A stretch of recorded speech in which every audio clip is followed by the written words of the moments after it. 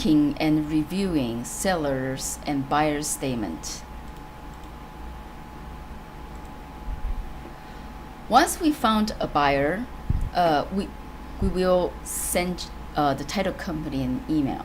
So the title company will receive the email.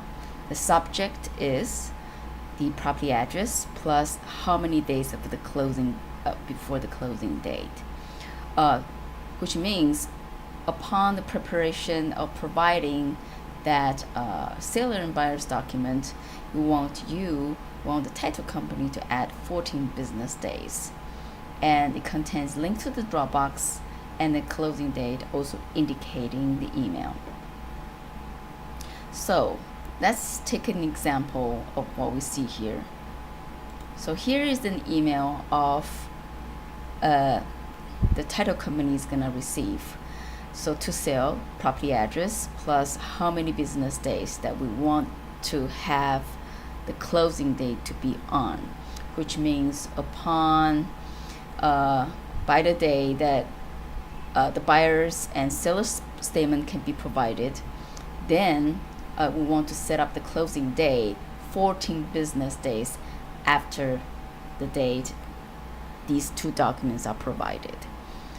And then you have a Dropbox link where you contains everything that you need, everything that the title company needs, like the signature in order to signatures, documents, so that the title company can make these buyers and seller statement.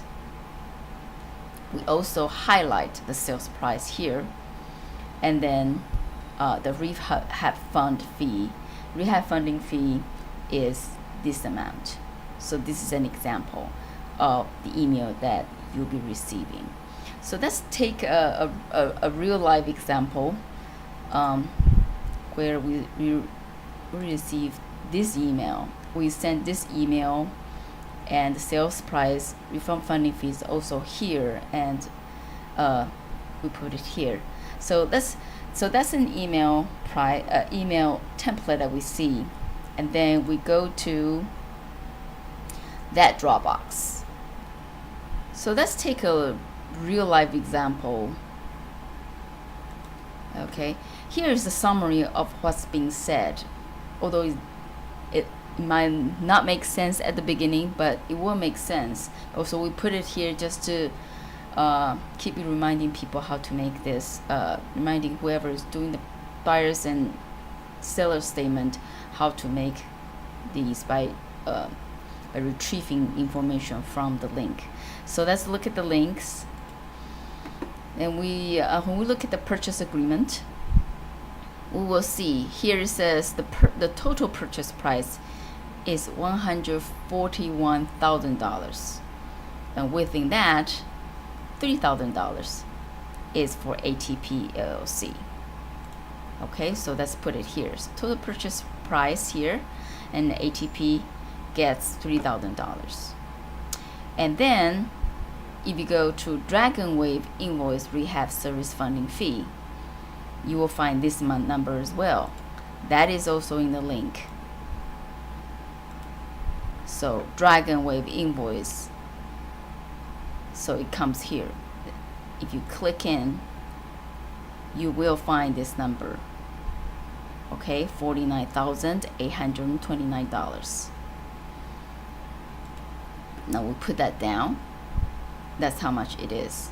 Therefore, the contract price should be the total purchase price minus $3,000, and then minus the Dragon Wave rehab and service and funding fee. Okay, then in the seller's statement, we have this number. This calculation, which is after this calculation, $88,171. So that's the contract price. Then it will make sense when we look at the email.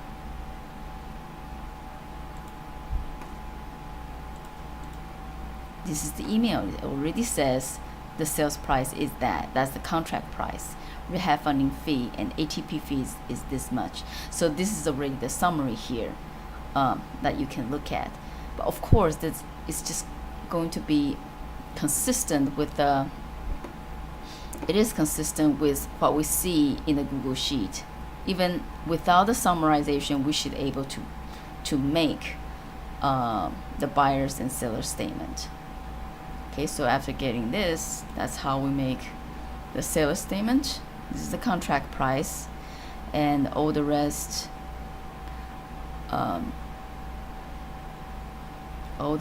comes here. And you can see the ATP assignment fee to ATP is here, $2,000. Rehab, service, and funding fee to Dragon Wave Investment goes there. And then this all adds up just for the buyer is this number, $141,000. So this is how we make and how we review seller's and buyer statement. And remember, the date that we want to put in